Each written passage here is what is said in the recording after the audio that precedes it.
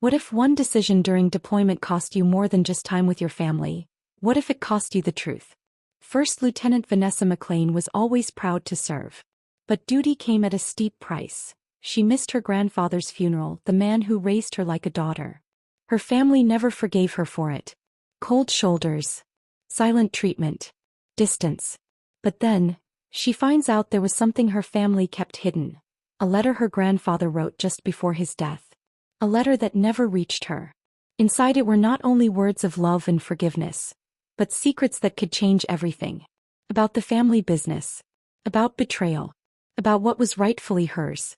Now Vanessa must dig through the pain of absence, lies, and legacy, and decide. Does she fight for the truth or let it all go? This is not just a story of inheritance. It's a story of what we owe to our past, and what it costs to reclaim our future. Subscribe now and follow this gripping emotional journey, where family bonds are tested by war, grief, and hidden truths. Rain hit the windows of the C-17 cargo plane as it descended toward Joint Base Andrews.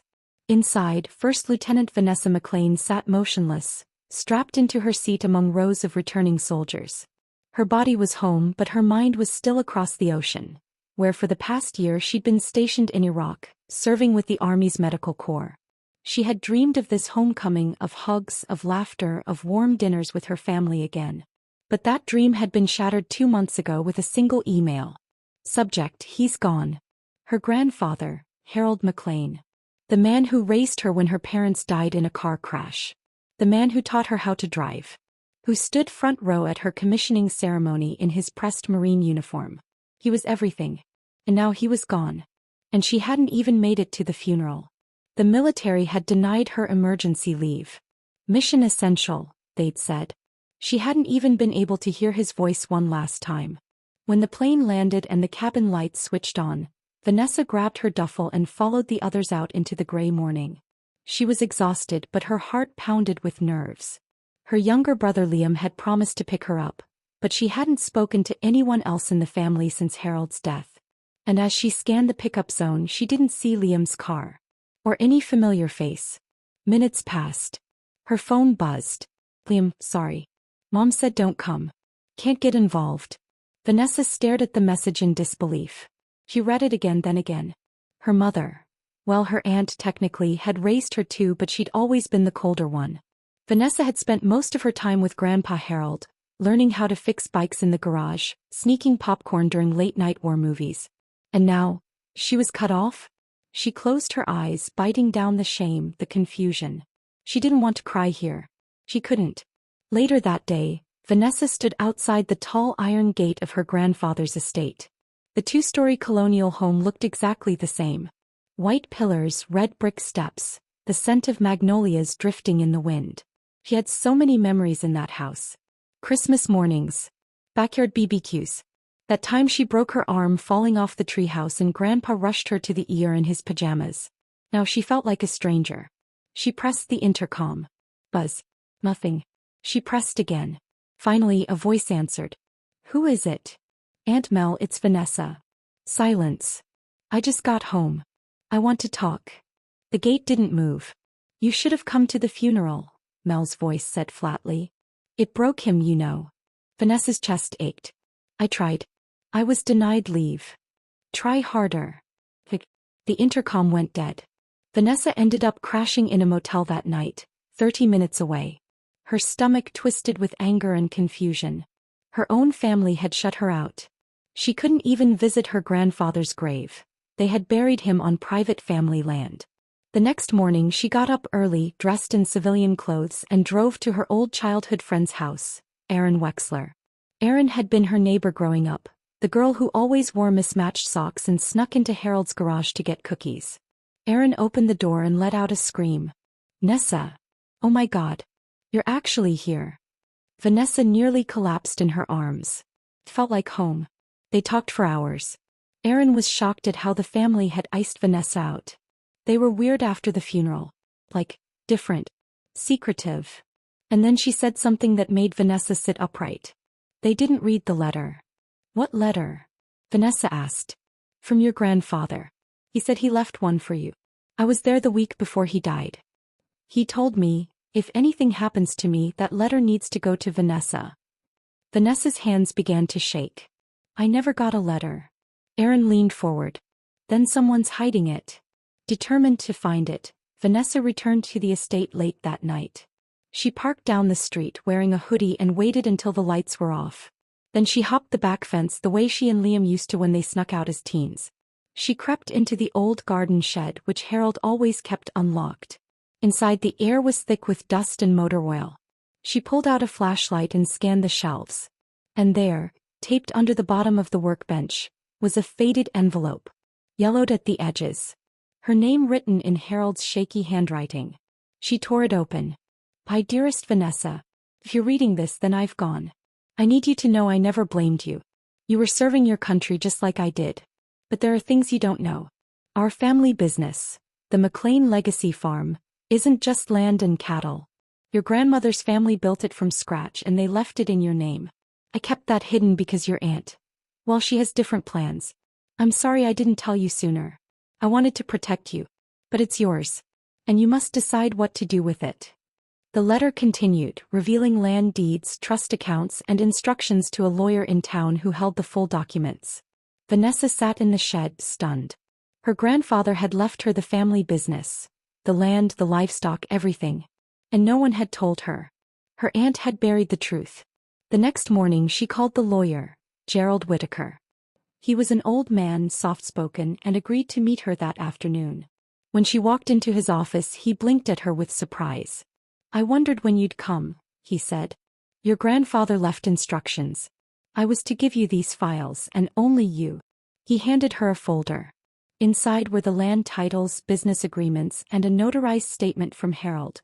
"In the event of my death, full ownership passes to my granddaughter, Vanessa McLean." Vanessa stared at it, her heart pounding. "You mean, all of it?" Gerald nodded. "All 180 acres. It's legally yours." She left the office and stood on the sidewalk, dazed. Her whole life had just changed. And now she had a decision to make: fight for what was hers, or walk away. Vanessa stood outside the old McLean estate, the morning sun glinting off the brass nameplate on the gate. McLean Orchards, St. 1947. She hadn't been here in years. Her palms were sweating, and her boots crunched on the gravel path with a finality that made her stomach churn. Inside that house waited the answers her grandfather left behind, and the people who had tried to bury them. The front door creaked open before she knocked. Aunt Ruth stood in the frame, her tight smile and crossed arms revealing just enough of her inner conflict. Vanessa's duffel bag hung on her shoulder like a soldier's shield. Ruth stepped aside wordlessly, letting her in. The air smelled the same: wood polish, apples, and old books. She could almost hear her grandfather's laugh echoing through the hallway. In the living room, her father, Uncle Dean, and cousin Jake sat like a council. Vanessa could sense they'd been waiting for this. "You're here," her father muttered, not looking her in the eyes. "Took your time." "I was deployed, Dad," she said quietly, already tired of defending herself. He said nothing. Vanessa dropped her bag beside the couch and sat down across from them. Her eyes scanned the mantel above the fireplace. Her grandfather's cane still rested against the bricks. Everything else had been dusted clean, except for a framed photo of the family, taken during the last Thanksgiving she attended. She wasn't even in it. "I know about the letter," Vanessa said. Straight to the point. "I found it." The room stiffened. Her father exhaled, pressing his fingers against his temples. "That letter was written during a time when he wasn't in his right mind." "That's not true. It's dated 3 days before he died." Ruth entered with a tray of tea and set it down on the coffee table, more to stall than to serve. "You really think coming in here making demands is going to win you anything?" "I'm not here for your approval," Vanessa replied. Jake cleared his throat. "What exactly do you want, Vanessa?" She looked at him. Her cousin had always played both sides, always stayed close to power. "I want what Grandpa intended for me." Her father slammed his cup on the table. "And what is that?" "A slice of the business you never cared about." "You missed his funeral, Vanessa. Because I was overseas defending this country. You knew he was dying." "I tried, Dad," she snapped. "I begged for a compassionate reassignment, but it was denied. I couldn't just walk away from my post." Silence. Uncle Dean finally spoke. So you read the letter. What did it say? Vanessa looked at all of them. He wanted me to have his shares. 40%. Jake cursed under his breath. He believed in me, she said, voice wavering but sure. He said the orchard needed someone with vision. He didn't want it to die with the past. Her father laughed, bitter. You've been gone for a decade. I'm still his granddaughter. Blood doesn't disappear just because you don't like my choices. Ruth sat down, her lips pursed. The letter's not legally binding. He didn't change the will. I checked. It was drafted and signed, Vanessa said. But I also found the lawyer's draft in his desk drawer. There's enough to challenge the will. And you all know it. The temperature in the room dropped. So what now? Jake asked, tone turning colder. You sue your family? I want to meet halfway, Vanessa said. Let's talk. Let's find a way to honor what he wanted and keep the business afloat. Her father stood up. There's no we here, Vanessa. You want to destroy what's left of this family? Go ahead. But I won't help you. He walked out, followed by Ruth and Uncle Dean. Only Jake remained. For a moment, neither of them said anything. Finally, Jake leaned forward. You're brave. I'll give you that. But if you think they're going to let you have a single acre of this orchard, you're dreaming. Then they can try to stop me, she said. But I'm not walking away this time. Jake smirked, stood and walked out. Vanessa sat there, heart pounding. The fight had officially begun. That night, Vanessa walked through the orchard under a sky full of stars. The land was quiet, as if waiting for her to speak first. She remembered the stories her grandfather used to tell. About trees that whispered secrets and harvests that depended on love, not just labor. He believed in tradition, but he also believed in evolution. She reached the old barn, untouched by time. Inside, tucked away behind crates and rusted equipment, she found the journal again. Her grandfather's handwriting was rough in places, but the entries told her everything. June 11th. Vanessa sees things others don't. I worry the others only see the orchard as profit. She sees legacy. July 22nd. Tried to talk to Michael about bringing her back into the fold. He shut it down. Said she's not family anymore. Broke my heart. August 3rd. Wrote the letter. If anything happens to me before I sign the new will, I pray she finds it. She closed the journal, eyes burning. This wasn't just about land. It was about being seen. Being believed. The next morning she contacted her grandfather's lawyer, Mr. Carlyle. The man had retired but still remembered Vanessa fondly. I begged your father to finalize the paperwork. Your grandfather asked me to keep a draft. I never imagined they'd ignore his wishes. Can I challenge the will? With the draft, the letter, and his journal, you have a strong case. It'll get messy. I can handle messy, she said. He sighed. Then let's get started. Word spread fast. Within days she received a formal letter from the McLean family lawyer. A warning against contesting the will. It was a scare tactic. Vanessa didn't blink. She returned to the estate with Mr. Carlyle and a request to inspect the business records. They had to allow it under corporate transparency laws. Her father glared at her the entire time, but she ignored him. In the financial logs, Vanessa noticed odd transactions. Large sums transferred to a dummy LLC. The account was tied to Ruth. More digging revealed the orchard had been quietly selling off acres to private developers. Her family was planning to cash out. No wonder they didn't want her around. She confronted Jake first. You knew they were liquidating? He looked startled, then shrugged. It's their business. I'm just along for the ride. Grandpa trusted you too. Yeah, and look where that got him. Her blood boiled. You're going to let them destroy everything he built? Jake hesitated. Look, I didn't agree with what they did. But you left, Vanessa. You left us with all of this. She stepped closer. That doesn't justify stealing from his legacy. He didn't respond. Vanessa filed the suit. The news made local headlines. Decorated veteran battles family over orchard ownership. Public sympathy shifted her way. Community members, old family friends, and even some distant relatives voiced support. Her father doubled down. She's not one of us anymore, he said in a public interview. But the more he lashed out, the stronger Vanessa stood. Weeks passed. Court dates were set. Tension exploded. Then one day, as Vanessa sat on the porch reviewing legal briefs, she received a call from Mr. Carlyle. I need to meet you. There's something you should see. They met in the back of the law firm. Carlyle handed her a sealed envelope. It arrived at my office the week your grandfather died. But I forgot about it until now. She opened it. It was a second letter, a personal note addressed to her.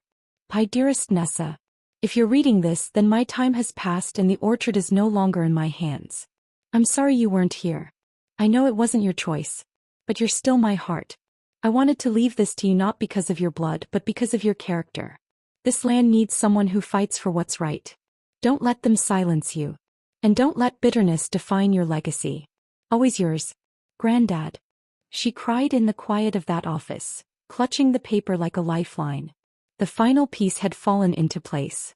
Vanessa stared out at the darkened fields rolling past the car window as she drove back toward Charleston, the same road she'd traveled 100 times as a child. Everything looked different now. Smaller. A little less alive. Or maybe that was just how her heart felt. The funeral was over. The house was quiet. But her grandfather's words were alive, folded into the now creased letter that she had read over and over until she could hear his voice in her head. But even as his words echoed, her family's silence screamed louder. Her Aunt Janine still hadn't spoken to her directly. Her cousin Troy kept giving her that passive-aggressive smile that meant, "We've already decided you're not family anymore." And her mother, usually the peacekeeper, said nothing at all. The letter's secrets weren't just family gossip. They were knives, sharp and meant to cut through years of secrets and lies. The biggest revelation? Her grandfather had left her 49% of the family business, McLean Shipping Company. Not to her Uncle Carl, who had run the operations for 15 years. Not to Janine, who practically lived in the office. To her, the granddaughter who chose deployment over family. Only no one had expected her to ever see that letter. Vanessa, her mom had finally said late one night after a stiff dinner and colder glances. It wasn't personal. We didn't think you'd come back for this. She didn't even know what that meant. Now she was back in her own apartment, boxes from her overseas storage half unpacked, her dress uniforms still folded with precision, untouched. She sat at her kitchen table, the letter spread out in front of her again, alongside an official-looking envelope from her grandfather's lawyer. He hadn't just written her into the business in a sentimental letter. He'd rewritten his will.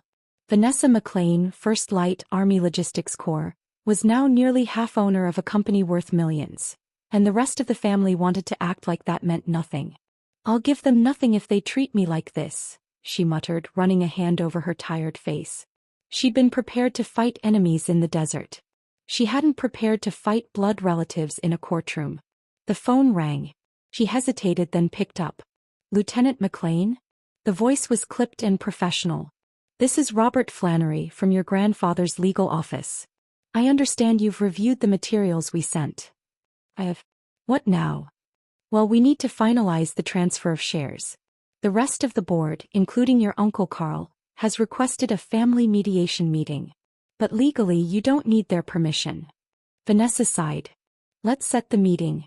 I need to see them face to face." "Of course. Next Friday. You'll be contacted with location details." They insisted it be off-site. Vanessa almost laughed. Of course they wanted it away from the company headquarters. Fewer eyes.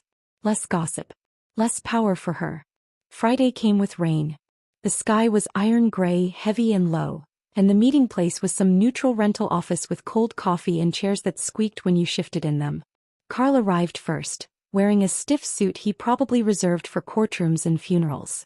Janine followed, flanked by a woman who introduced herself as Family Business Counsel. Troy didn't come at all. Vanessa stood alone. Carl sat across from her, his face carefully blank. "You don't want to be part of this company, Vanessa?" She raised an eyebrow. "You're right. I want to lead it." Janine scoffed. "You've been gone for years. You don't know the logistics, the vendors, the accounting." "I've been managing wartime supply chains across 3 continents," Vanessa said. "Your biggest issue is getting cargo past customs in Savannah." They glared. Vanessa held her ground. Then Carl dropped the bomb. "We can offer you a buyout," he said. 700,000 flat. We buy back your shares, you walk away. No court." Vanessa let the silence thicken between them. "My shares are worth $4 million. Try again." Janine's mouth twisted. You really came here to tear this family apart, didn't you? I didn't write the will, Vanessa said quietly. Your father did. She stood, voice steady now. I'm not selling. And if you force this to court, I'll open every book, every audit, every contract, past and present. You want this clean or do you want it public? They didn't answer. But the silence was an answer itself. That night, Vanessa sat alone again, this time in her childhood bedroom, staring at old trophies and faded posters. Everything was where it had always been, but nothing felt familiar. Then a knock. She opened the door. Her mother. I want to talk, she said. Vanessa nodded, stepping aside.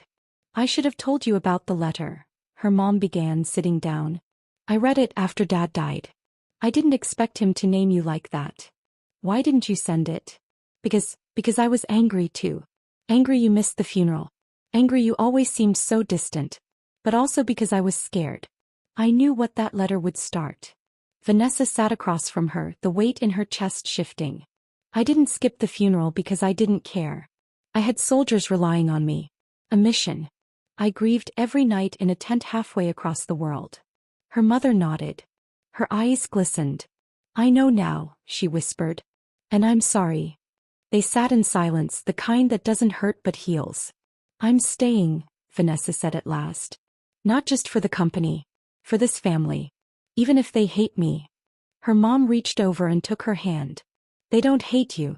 They just don't know how to handle someone stronger than them. Vanessa almost smiled. Weeks passed. The legal battle loomed but didn't explode. Carl and Janine backed off, quietly furious but publicly silent.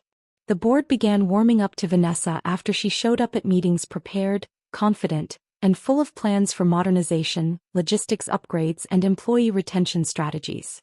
Some staff whispered about her behind her back. Others called her captain with a kind of grudging respect. But the tide was turning. Then came another twist. A warehouse fire. Arson. And Carl was implicated. When the insurance investigation began, emails surfaced showing Carl had been moving inventory off books, rerouting shipments to dummy vendors, pocketing margins, and the fire had destroyed the paper trail. Vanessa didn't even have to press charges. The insurance company did that for her. He was forced out. Janine resigned shortly after. Suddenly, Vanessa was alone at the helm. She stood in the executive office her grandfather had once ruled from, staring out over the docks. The water shimmered in the morning light, and for the first time, it felt like hers. She took out the letter one last time. If you're reading this, it means you came back. And if you came back, you deserve to know what this family really is. Strong. Stubborn. Sometimes stupid. But still worth saving. She folded it up and placed it in her desk drawer. There were ledgers to balance, new hires to make, and routes to negotiate. But the silence that once filled her with regret was now something else. A beginning. She was no longer the soldier who missed a funeral. She was the woman who came back, and reclaimed everything they tried to hide. The night air was thick with humidity as Vanessa stood on the back porch of her grandfather's farmhouse, the place where he used to smoke his pipe and tell her bedtime stories. It had been a week since she'd discovered the hidden letter, and the words continued to haunt her.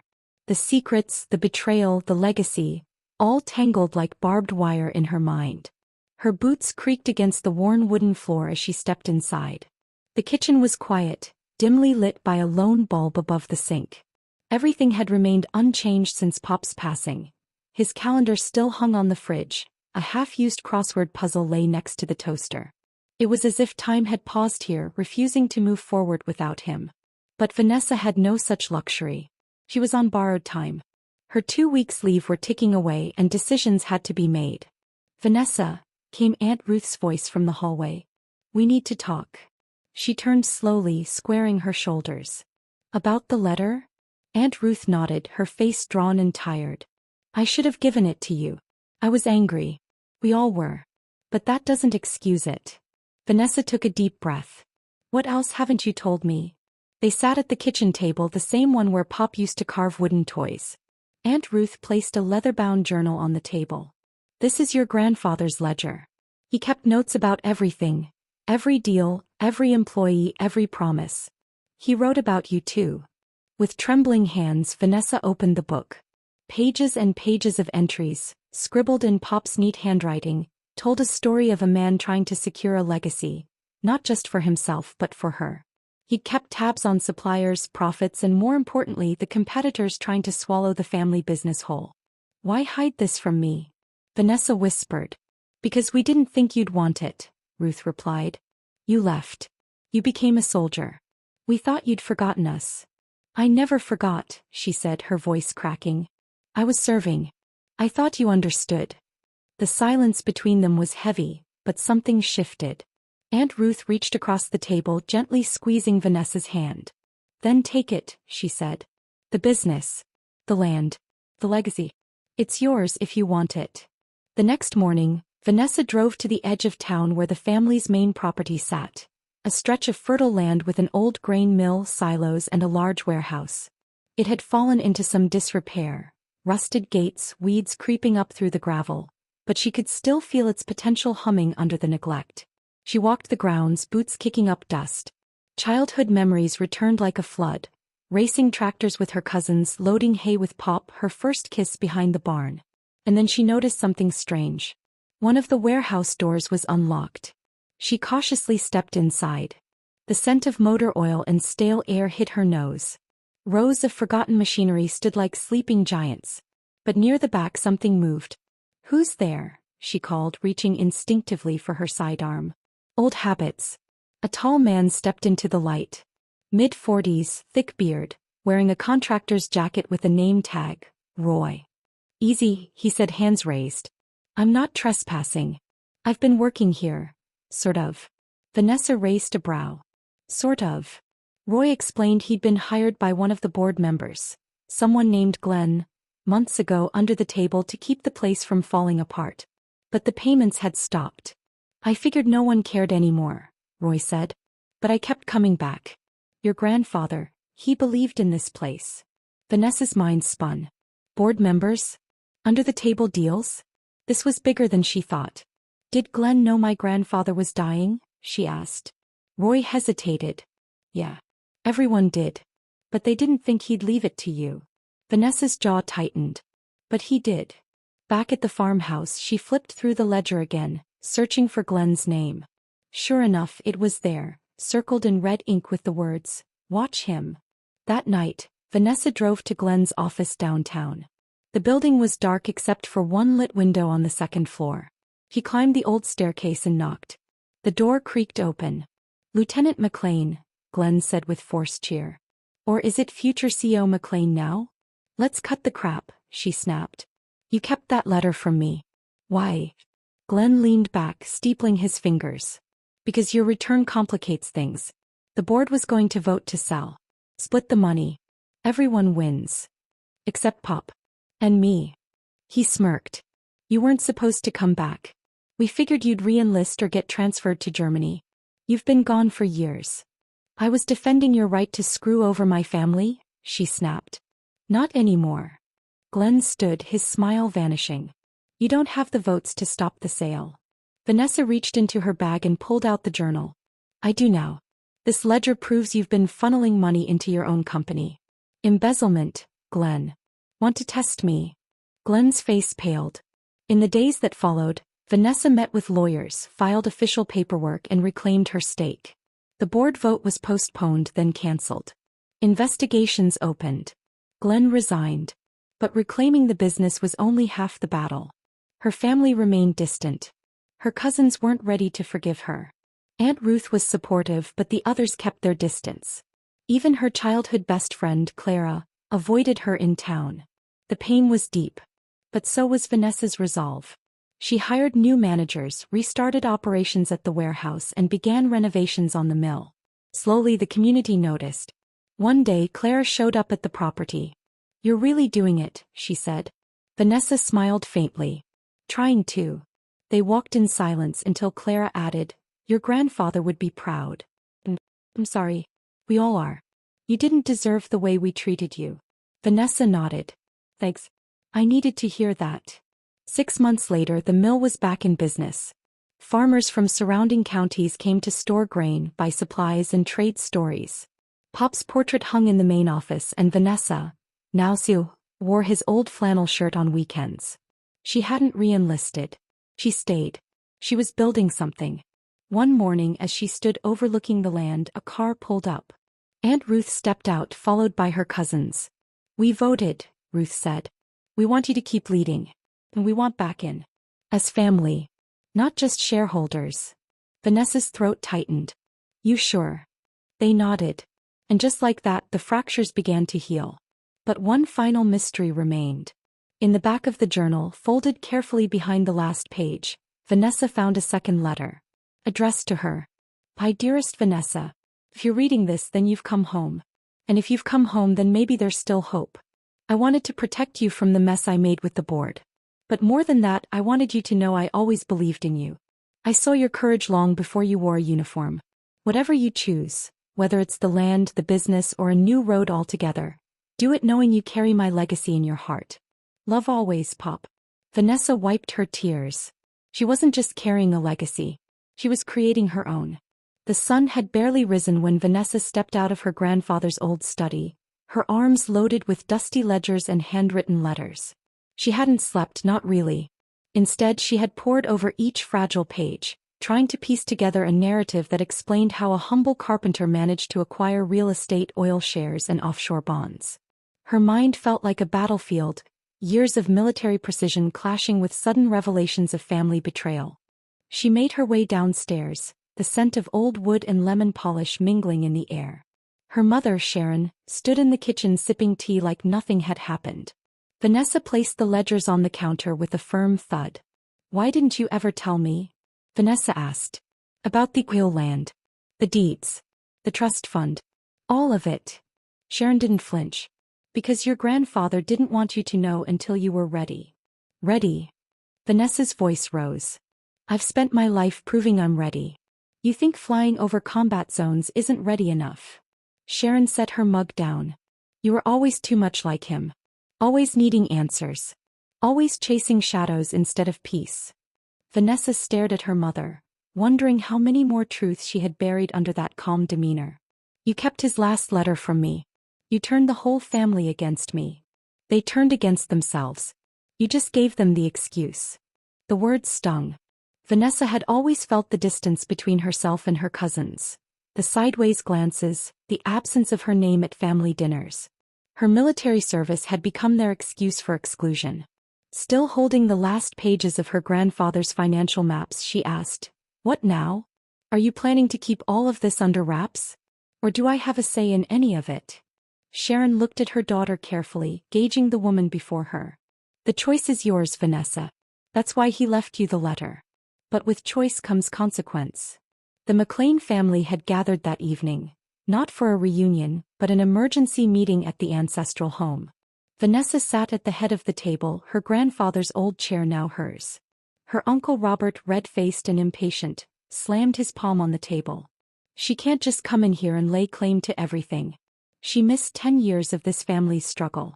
She wasn't here for the drought, the foreclosure notices, the lawsuits."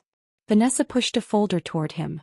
"I was flying combat missions while you were mismanaging the estate. These documents show that you illegally transferred land into your name that belonged to the family trust." Gasps filled the room. Her cousin Mindy covered her mouth while Aunt Rachel blinked rapidly. Robert stood up, furious. "You don't scare me with your paperwork." "Maybe not," Vanessa replied, calm but firm, "but the IRS will." She held up a copy of a complaint, already addressed to the authorities. Silence fell over the room. Her aunt, usually quiet, finally spoke. "What do you want from us, Vanessa?" "I want transparency. I want the estate settled fairly. And I want my grandfather's wishes honored. That includes the Veterans Fund he wanted established, and the restoration of the community center." It was a bold ask. But it wasn't about money for her. It was about legacy. Her cousin Marcus, a banker in Austin, leaned forward. "You know, maybe it's time someone with discipline took the reins." Robert sneered.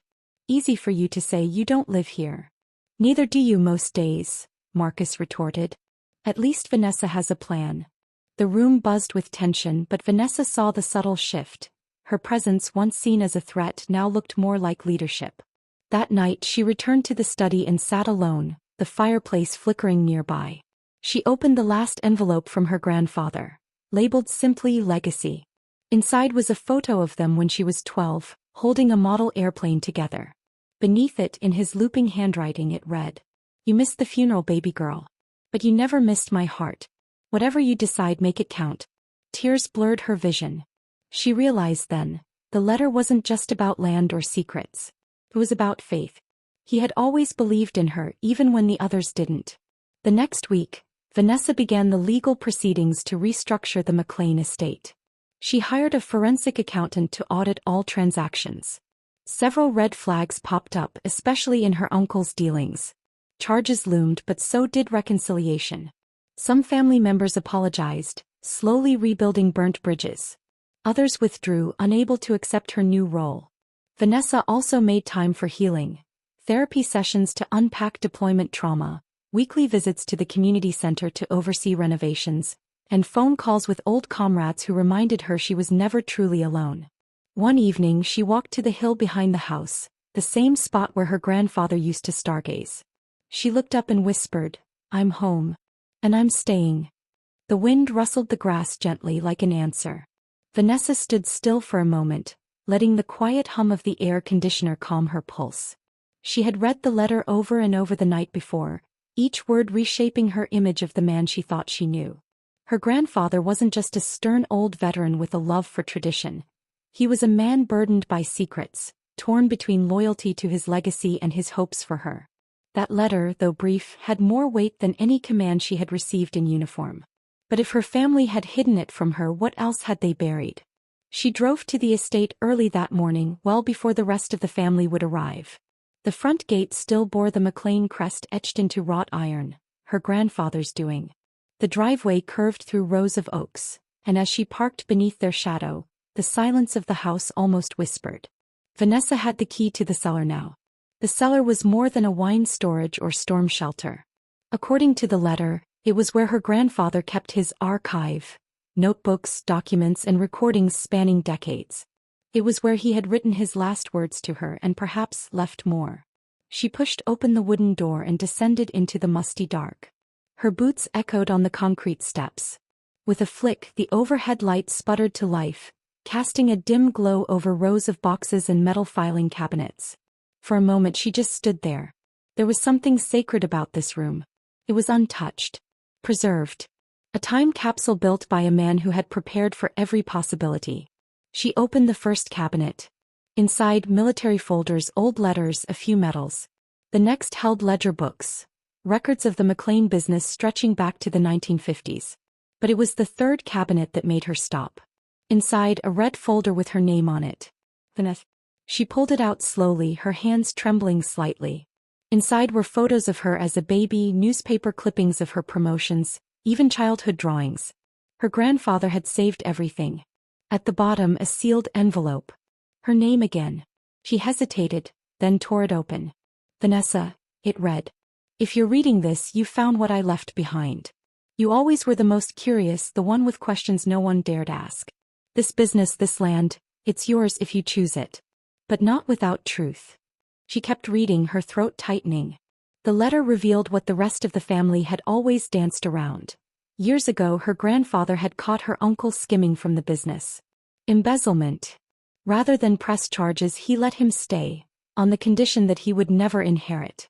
That decision had poisoned the family quietly for years. When Vanessa joined the army, her absence only made it easier for them to bury the truth. "And when I died," the letter continued, "I asked that this be given to you. If it wasn't, you'll know who stood in your way." She folded the letter, clutching it to her chest. The betrayal hit like cold water. Uncle Mike, Aunt Rachel, even her own mother, none of them had told her. They had been content to let her believe she had abandoned the family, instead of telling her she had been cut out by design. Later that afternoon, when she walked into the family meeting, they went quiet. Vanessa didn't flinch. "I know about the letter," she said. "The one Grandpa left me." Aunt Rachel gave a nervous laugh. "Vanessa's sweetheart." "Save it," she said. "You all knew. You lied. You let me grieve him thinking he was disappointed in me. You made me feel like I didn't belong here." Mike stepped forward. "You weren't here when it mattered. And you weren't honest when it counted," she snapped. "He left it all to me. This house. The land. The business. Everything. There was a beat of silence. Then Rachel stepped in. Vanessa, please. We're family. So was he, Vanessa said quietly. And you dishonored him. They shouted, pleaded, even threatened. But Vanessa didn't budge. She presented the documents, signed, notarized, and witnessed. The lawyer confirmed it. Her grandfather had updated the will 3 months before his death, and the letter proved intent. By the end of the day, Vanessa had more than just control of the estate, she had power. But it came at a cost. She stood in the middle of the house that night, empty now of the warmth she remembered as a child. Her mother refused to speak to her.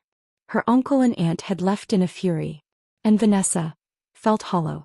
Was this what her grandfather meant when he said, "If you choose it"? The inheritance came not just with land and money but with division. Isolation. She sat on the old wooden bench on the porch watching the stars appear in the sky. For the first time in weeks she allowed herself to cry, not from anger or frustration but from grief. She had missed the funeral. Missed saying goodbye. Missed the chance to ask him what he really wanted. And yet maybe he knew she would come back. That she would find the truth, fight for it, and carry it forward. The next day she met with the business team. The McLean Farm and Freight Company had long been a pillar in their rural Georgia town. But it had grown stale, led by tradition more than innovation. She announced new changes. Transparent books. Veteran hiring programs. A scholarship fund in her grandfather's name. Some of the older board members resisted. But Vanessa had faced harder fights in war zones. She stood her ground. That week she also visited the cemetery. She stood at her grandfather's grave, brushing off a few fallen leaves. "I read your letter," she whispered. "I'm still mad at you. But thank you." She placed her military coin on the headstone, a symbol of respect between soldiers. One final salute. As the days turned into weeks, Vanessa began rebuilding not just the business but herself. The PTSD was still there. Some nights were harder than others. But therapy helped. So did routine. And slowly the house began to feel less like a monument and more like a home. One evening, while cleaning the cellar again, she found a small cassette tape. It had her grandfather's handwriting on it. "For Vanessa, in case you ever doubt." She dug out an old player and pressed play. His voice crackled through the speaker. "You were always brave, Nessa," he said. "Even when you were little. You asked questions no one liked. You stood up for the underdog. I knew I'd never worry about you because you'd never let the world define you. I hope you'll forgive me for the burdens I passed down." There was a pause. Then, "Live your life, not mine. This place is yours now. Make it something better." She listened to that tape every night for a week. Not because she needed it, but because it reminded her. Even when everything felt broken, someone believed in her. And that was enough. Vanessa sat alone on the porch swing outside the farmhouse, the aged wood creaking under her weight, the sunset melting into golden streaks across the wheat fields. A breeze carried the scent of hay and something older, earth, legacy, and the quiet echoes of her grandfather's presence. She held the letter in her lap, unfolded again, rereading the last words like they might shift into new meaning if she stared long enough. "Vanessa, you are stronger than the bitterness around you. This land, this business, is not just my past. It's your future. Only if you want it." She'd memorized those lines. They sang through her bloodstream now, louder than her family's judgment, louder than her own self-doubt. But wanting it wasn't the problem. Knowing how to take it back, that was the battlefield now. The farmhouse door creaked open behind her. Aunt Maggie stepped out, drying her hands on a dish towel. "You've been out here for hours." Vanessa didn't answer at first. Then she asked, "Why did everyone hate the idea of me being in the military so much?" Maggie sighed and sat beside her. "It wasn't hate. It was fear. You were our last chance to keep the business in the family without more fractures. Your grandpa thought if you stayed the legacy could be saved. But he also knew he couldn't force you. He respected your choice more than anyone." "Then why did he never say it?" "'Cause he was stubborn. You both are." Maggie chuckled softly. "That's how you know you're really his." Vanessa felt tears threaten. "He wanted me to fix this. He believed you could." Inside the house, her cousin Jacob was arguing again with his mother. Vanessa could hear snippets. "She doesn't belong here, and it's not her right to claim." The voices were rising. Vanessa stood. Then it's time I stop asking for permission.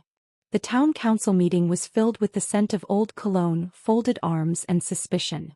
Vanessa stood at the podium, a manila folder tucked under her arm. Across the room, Jacob sat with his arms crossed, flanked by a couple of the older board members who'd sided with him since Grandpa's death. Vanessa cleared her throat. I'm here today not to beg but to clarify. My grandfather, Robert McLean, was the legal owner of McLean Agrotech Holdings. I have a copy of the deed transfers, the updated will he signed 3 weeks before his death, and the notarized letter of intent outlining his desire for me to assume control. Murmurs filled the room. She opened the folder and handed copies to each council member. More importantly, this business isn't just a company. It's a commitment to this community.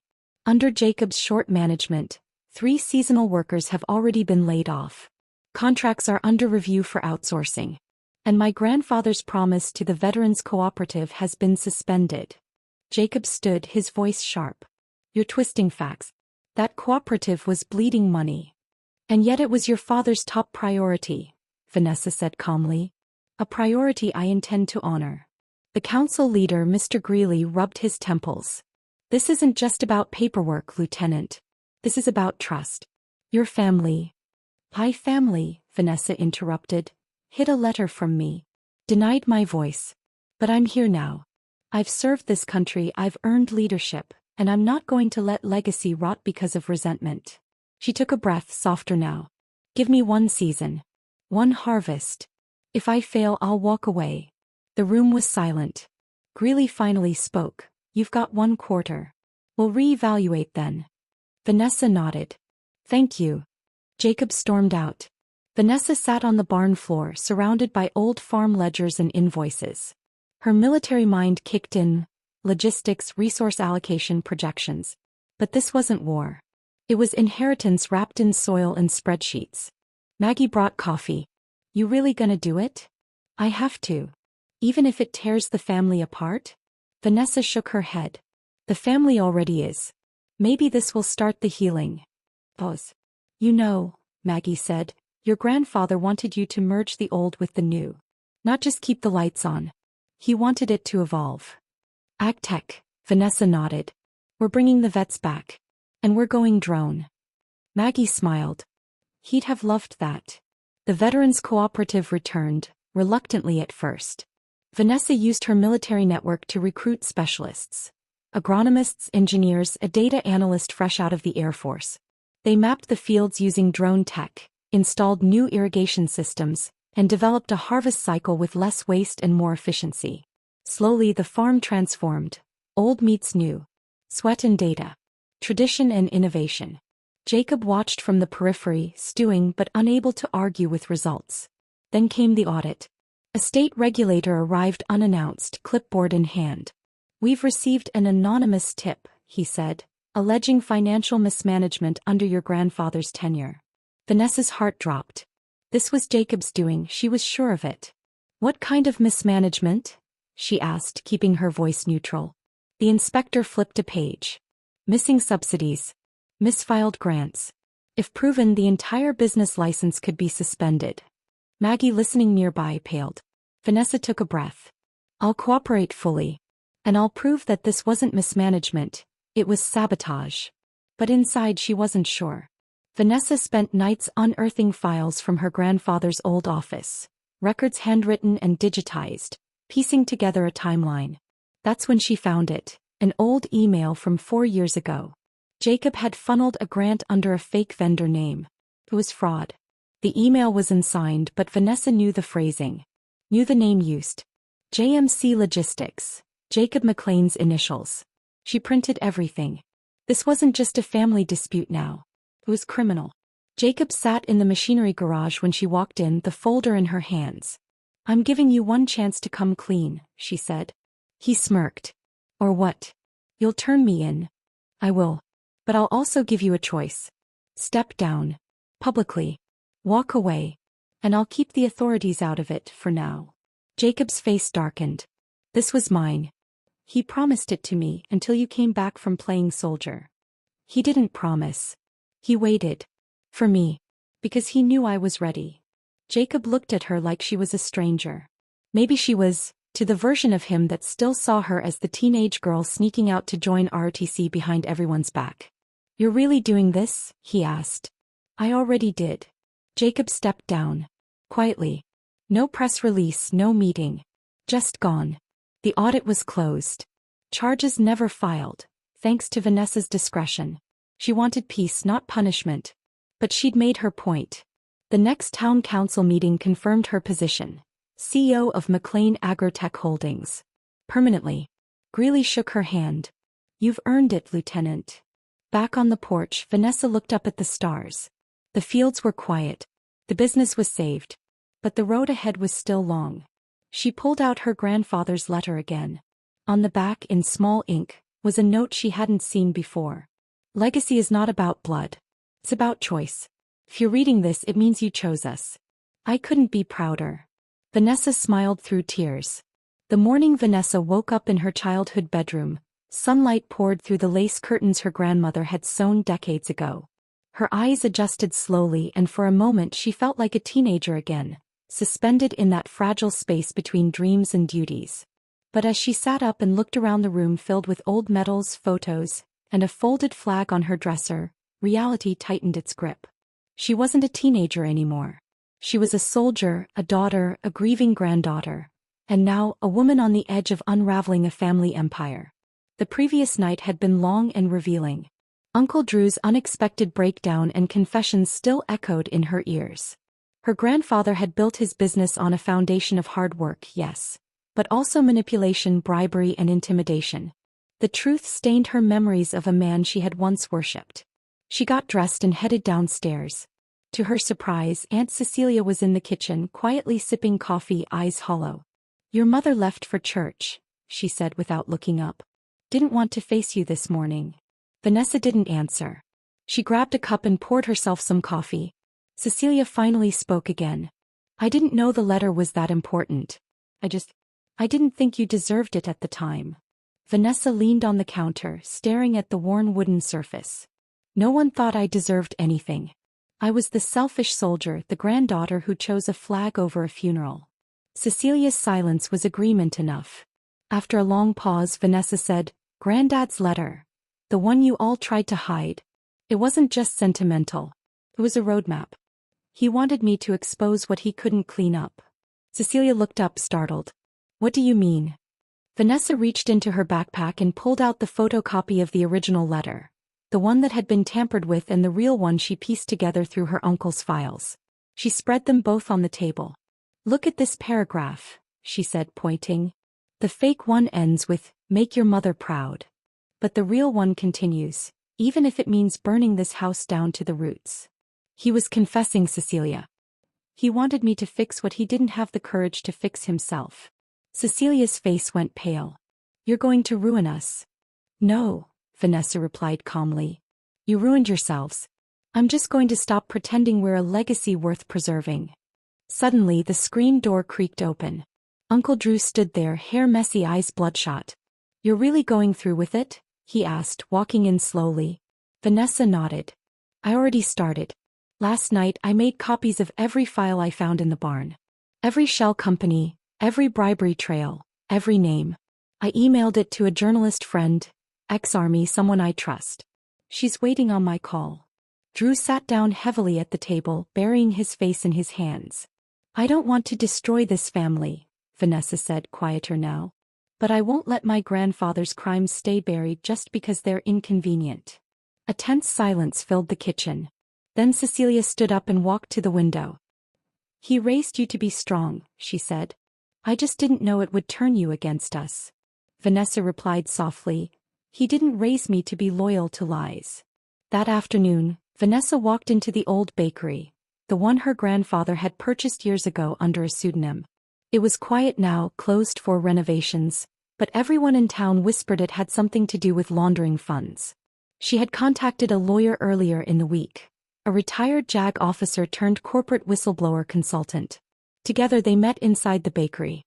"I have enough here to open a criminal case," the lawyer said after reading through the files. "But if you go public, you're going to be targeted. Your family will come after you, your name might be dragged in the mud, and people you love might get hurt. Vanessa exhaled deeply.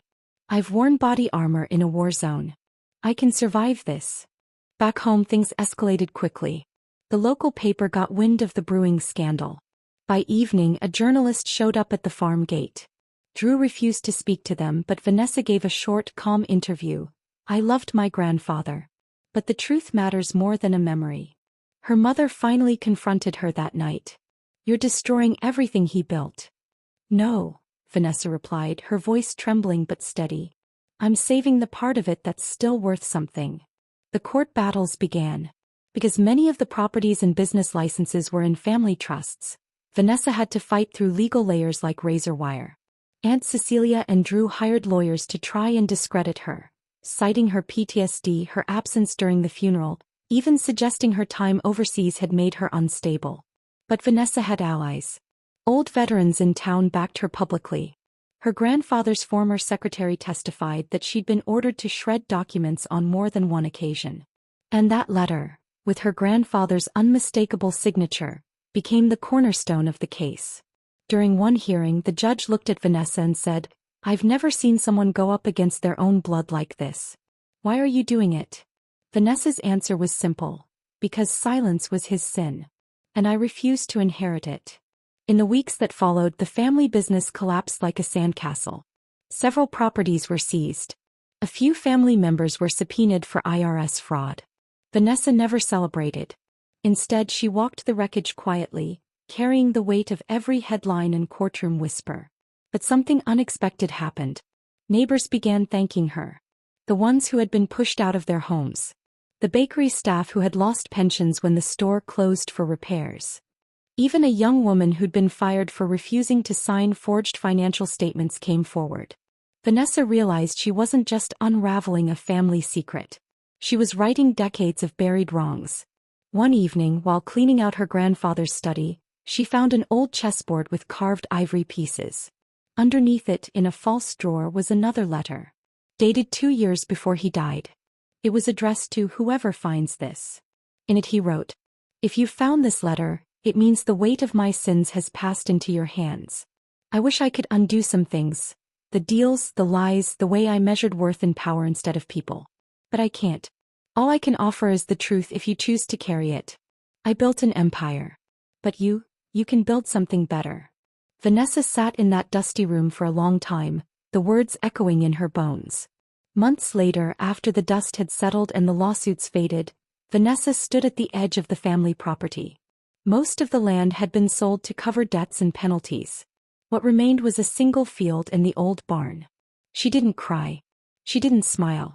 Instead, she opened her phone and called a local nonprofit that helped veterans transition into civilian careers. I want to donate the barn and the land, she said. To build something new. Something honest. When they asked what to name it, she answered without hesitation.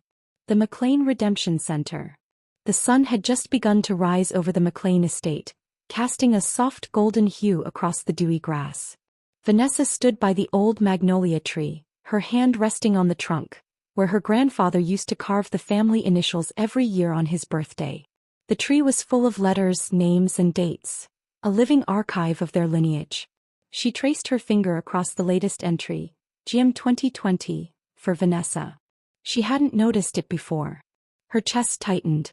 I never stopped believing in you even when others did. Her grandfather's voice echoed in her mind, taken from the words of the letter that had almost never reached her. His final gift, not just the land or the title but the choice. Behind her, the house buzzed with quiet activity. Aunt Eloise was in the kitchen baking cornbread and Raymond was still sulking somewhere upstairs. Her mother had gone out to get supplies for the family gathering they had planned. It was going to be the first family dinner in years that didn't involve fighting over wills or accusing glances. But Vanessa knew that peace was a fragile thing here. Last night's family meeting had changed everything. She had stood before them, all of them, and read aloud the letter. Every word, every confession. Her grandfather's guilt for pressuring her into a path she didn't choose, his regret for never defending her military service against their scorn, and his hopes that she would restore what he had spent a lifetime building but failed to heal, the family. Some cried. Some stayed silent. Some walked out. But no one interrupted. By the end it was clear.